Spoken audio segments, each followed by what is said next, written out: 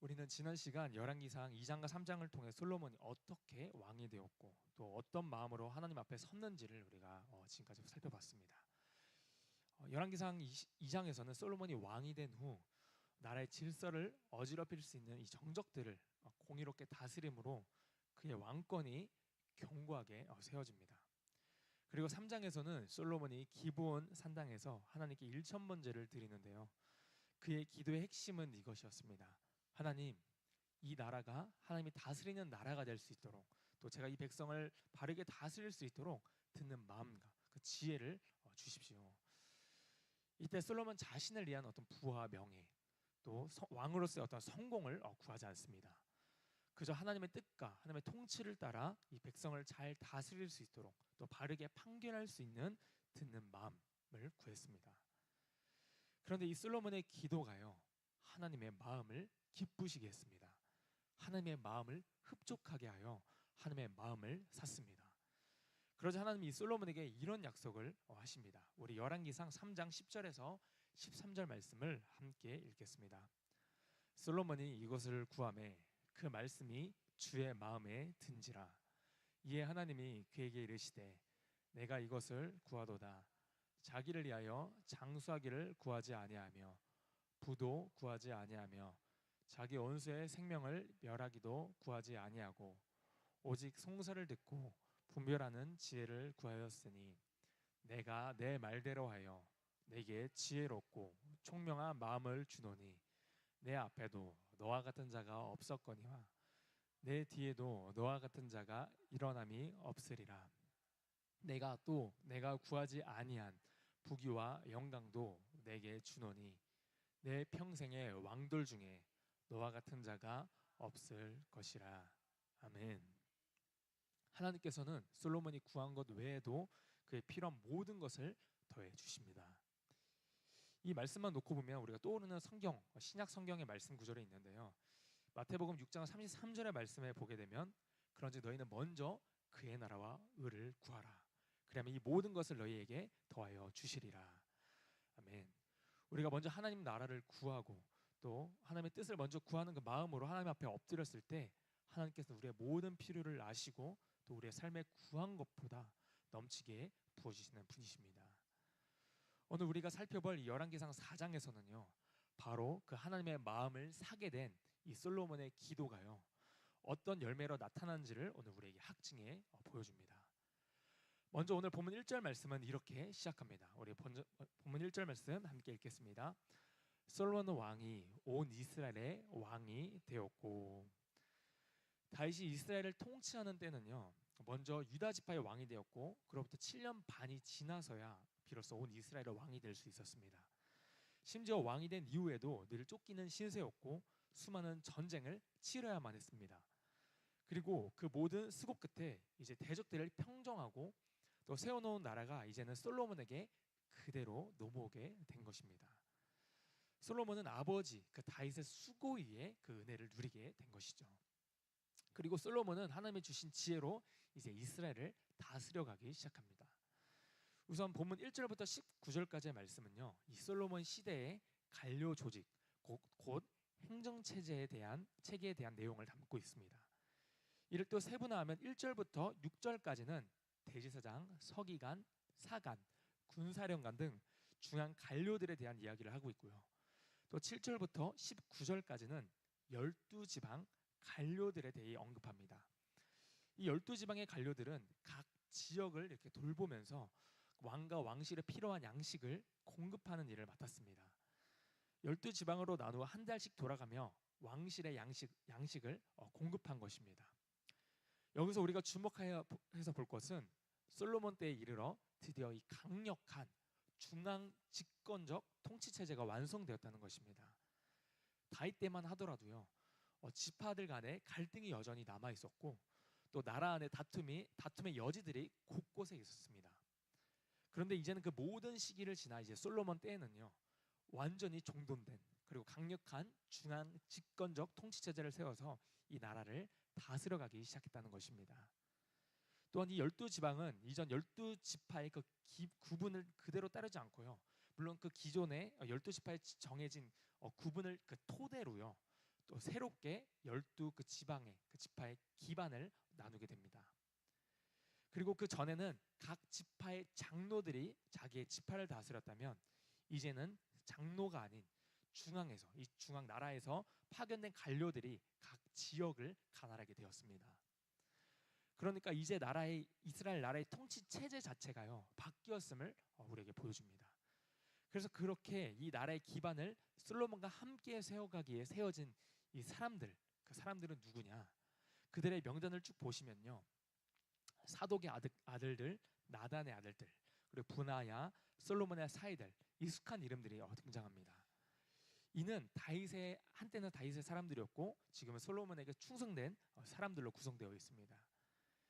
그들의 이름을 자세히 보시면 이 사람들은 단순한 측근들이 아니라는 것을 우리가 알 수 있는데요, 그들의 직분을 보면 제사장들과 선지자들, 그리고 그들의 자녀들의 이름이 언급되어 있더라는 겁니다. 이것이 무엇을 의미하냐면 솔로몬의 지금 이 신정적 왕정으로서 하나님이 다스리시는 나라를 구현하기 위해서요, 하나님을 경외하는 사람들, 즉 주님을 섬기는 사람들을 그 중심에 세워서 이 나라의 기반을 마련해 놓았다는 것입니다. 이 나라를 다스리기 위해서 누구를 세워야 할지, 또 어떤 사람을 중심에 두어야 할지, 여기서도 하나님이 솔로몬에게 주신 지혜가 빛을 발하고 있습니다. 그 다음으로는 본문 20절과 28절까지의 내용은요, 솔로몬 시대의 아주 영화로운 모습들을 기록해 놓고 있습니다. 앞서 말씀드렸던 것처럼 솔로몬이 그 마음의 중심으로 하나님의 나라와 의를 구할 때 또 하나님께서 모든 것을 더해 주셨습니다. 이제 그 모습들이 본문에 하나씩 이렇게 나타나는데요, 먼저 본문 20절 말씀을 우리 함께 읽겠습니다. 유다와 이스라엘의 인구가 바닷가에 모래같이 많게 되매 먹고 마시며 즐거워하였으며.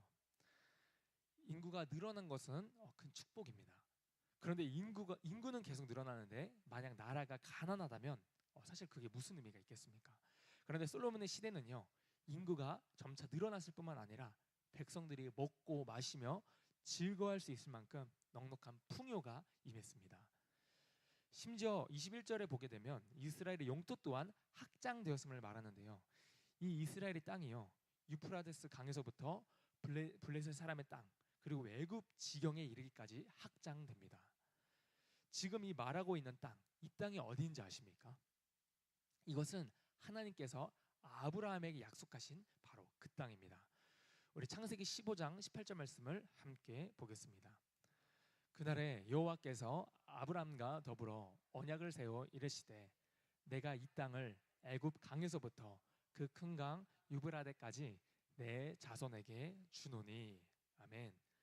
수백 년 전에 하나님이 아브라함에게 하신 그 약속이요 드디어 이 솔로몬 때에 이르러 눈에 보이는 현실로 성취가 된 것입니다. 하나님의 약속이 드디어 온전히 이루어진 것이죠. 그리고 계속해서 22절과 23절에서는 이제 왕실에서 하루에 소비하는 이 식량의 양을 구체적으로 기록합니다. 이 밀가루의 양만 하더라도 가는 밀가루가 30고루, 또 굵은 밀가루 60고루, 총 하루에 90고루인데요. 이를 현대 단위로 환산해서 수치로 계산해 보면요, 대략 13,000kg, 그러니까 무게만 약 13톤에 달했습니다. 거의 14,000명이 하루에 먹을 수 있는 분량이라고 합니다. 그뿐만 아니라 고기 또한 그에 상응하는 양이 소비되었는데요, 이는 당시 이 솔로몬 왕궁에서 함께 있는 이 인원이요 약 14,000명 규모였음을 우리가 짐작하게 하는 대목입니다. 왕과 왕실, 또 왕의 가족과 친척들, 그리고 신하들의 이르기까지 그 나라가 얼마나 크게 다스려지고 있는지를 보여주는 것입니다. 그리고 계속해서 24절과 25절에서는요 이스라엘 나라 안에 이제 평화가 임하였음을 선언하는데요, 본문 24절과 25절 말씀을 우리 함께 읽겠습니다. 솔로몬이 그 강 건너편을 딥사에서부터 가사까지 모두 그 강 건너편의 왕을 모두 다스림으로 그가 사방에 둘린 민족과 평화를 누렸으니 솔로몬이 사는 동안에 유다와 이스라엘이 단에서부터 브엘세바에 이르기까지 각기 포도나무 아래와 무화과 나무 아래에서 평안히 살았더라.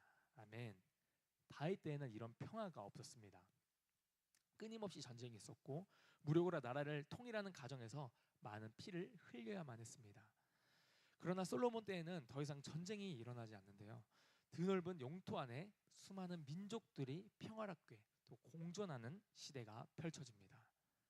그리고 25절에서는 그 본문의 그 절정에 이르게 되는데요. 본문을 보게 되면 솔로몬이 사는 동안에 유다와 이스라엘 다는세부터 브엘세바까지 각기 포도나무 아래와 무화과 나무 아래에서 평안히 살더라. 이 포도나무 아래 또 무화과 나무 아래에서 이 평안히 산다라는 이 표현이요. 이것은 성경에서 이 메시아 왕국을 묘사할 때 사용되는 표현입니다. 하나님께서 다윗과 맺으신 언약, 다윗의 후손을 통해 그 왕위가 영원히 세워지리라고 말씀하셨습니다. 그 언약의 직접적인 성취가 바로 솔로몬이었고 또 이 지금 본문의 장면은요. 메시아 왕국의 예표로서 우리에게 보여주는 것입니다. 하나님께서 다윗에게 주신 그 언약의 말씀은요.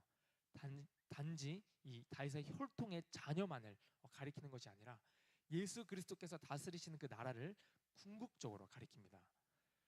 그러니까 이 솔로몬 시대의 이 평안은 예수님이 통치하시는 메시아 왕국의 예표로서 우리에게 주어진 것입니다. 예수님께서 통치하시는 나라가 이 땅에 온전히 임했을 때 또 모든 민족들이 평화롭게 공존하고 또 모든 사람이 포도나무 아래 무화과 나무 아래에서 안식하는 날이 오게 될 것임을 예표하는 것이죠. 그리고 계속해서 본문 26절에서부터 28절까지는 솔로몬 나라의 막강한 군사력에 대한 내용도 기록되어 있습니다. 안으로는 이 풍요와 평화가 또 밖으로는 강력한 군사력이 뒷받침된 나라. 이것이 솔로몬 시대의 모습이었습니다. 그리고 마지막 29절부터 34절까지의 말씀은 솔로몬에게 주신 이 하나님의 지혜가 얼마나 대단한지를 이야기를 하는데요. 주변의 그 어떤 나라도 그 솔로몬의 지혜를 따를 자가 없었다고 말합니다. 우리 본문 29절과 30절 말씀을 함께 읽겠습니다. 하나님이 솔로몬에게 지혜와 총명을 심히 많이 주시고 또 넓은 마음을 주시되 바닷가의 모래같이 하시니 솔로몬의 지혜가 동쪽 모든 사람의 지혜와 애굽의 모든 지혜보다 뛰어난지라. 아멘. 당시 동방의 지혜와 애굽의 지혜는 당대 사람들이 가장 뛰어나다고 인정했던 또 인간 지식의 정점이었습니다. 그런데 하나님께로부터 온 솔로몬의 지혜는 그 모든 인간의 지혜와 지식을 능가합니다. 당대에 비길 자가 없었습니다. 아니 지금도 없습니다. 이는 하나님께서 솔로몬에게 전무후무한 지혜, 전에도 없었고 또 후에도 없을 지혜를 주셨기 때문인데요. 그래서 32절에서는 솔로몬이 하나님의 그 주신 지혜로요 무려 잠언 3,000가지를 짓고 또 노래 1,500편을 지었다고 합니다. 우리가 노래 한 곡 짓는 것도 쉽지가 않은데 정말 하나님이 주신 지혜가 얼마나 놀라운지를 우리에게 보여줍니다. 또 33절에서는 솔로몬은 레바논 백향목으로부터 담벼락에 나는 우슬초까지 또 짐승과 새와 기어다니는 생물 또 물고기에 이르기까지 자연 만물 전반에 걸쳐 깊이 있게 이해하고 또 자유롭게 설명할 수 있는 지혜를 지니고 있었다는 것입니다. 이것은요 우리가 생각하는 일반적인 학문적인 지식이 아니었습니다. 하나님이 창조하신 세계를 바로 하나님의 눈으로 또 하나님의 관점으로 바라보는 통찰력이었습니다. 지금 이 솔로몬에게요 이 창조 세계 전체를 꿰뚫는 그 하나님의 지혜가 임한 것입니다. 그래서 34절에 보면 그 명성을 들은 천하 열방의 왕들이 솔로몬의 지혜를 들으러 찾아옵니다. 이처럼 하나님이 주신 지혜는요 절대 숨겨지지 않습니다. 반드시 세상이 알아보게 되는 것이죠. 오늘 말씀을 통해 우리가 깨달을 수 있는 것은 무엇입니까? 어떻게 솔로몬이 하나님으로부터 이토록 놀라운 지혜, 그 축복을 받을 수가 있었을까요? 그 비결이 무엇입니까? 그것은 이때까지만 해도 이 솔로몬이요 다윗처럼 하나님을 사랑하고 그분의 음성에 청종하고자 했던 마음이 있었습니다. 그가 1,000번제를 하나님께 드리며 하나님 앞에 간구했던 그 마음, 하나님의 통치하는 나라가 되게 하여 주시옵소서. 하나님이 맡겨주신 이 나라와 백성을 잘 지도하고 판단할 수 있도록 듣는 마음을 저에게 주십시오. 이렇게 구했던 이 솔로몬의 기도는요 하나님의 마음을 흡족하게 했습니다. 하나님의 마음에 쏙 드는 기도였다고 성경은 증언하고 있습니다. 사랑하는 성도 여러분, 여러분의 삶 속에, 우리들의 공동체 속에 먼저 하나님의 나라와 의가 이루어지도록 기도하십시오. 우리가 해야 할 기도 제목들이 많습니다. 그게 뭐 때론 건강의 문제, 또 돈 문제, 관계 문제, 또 자녀의 문제, 정말 끝이 없습니다. 그런데 우리가 그 문제들만을 계속 붙들고 기도하기 시작하면요, 우리의 그 기도는 어쩌면 매일 그런 문제만 계속 쳐내는 기도로 끝날지 모르겠습니다. 우리가 인생을 살다 보면 지금 이 문제가 하나가 해결되는가 싶으면 또 다른 문제가 찾아옵니다. 또 저 문제가 해결되는가 싶으면 또 다른 일들이 계속해서 터지는 것을 우리가 삶 가운데 경험해 보셨을 것입니다. 그래서 우리는 이제 핵심을 찔러서, 그 본질을 찔러서 우리가 진정으로 하나님께 먼저 구해야 할 것이 있습니다. 그것이 바로 하나님의 나라이고 하나님의 통치인 줄 믿습니다.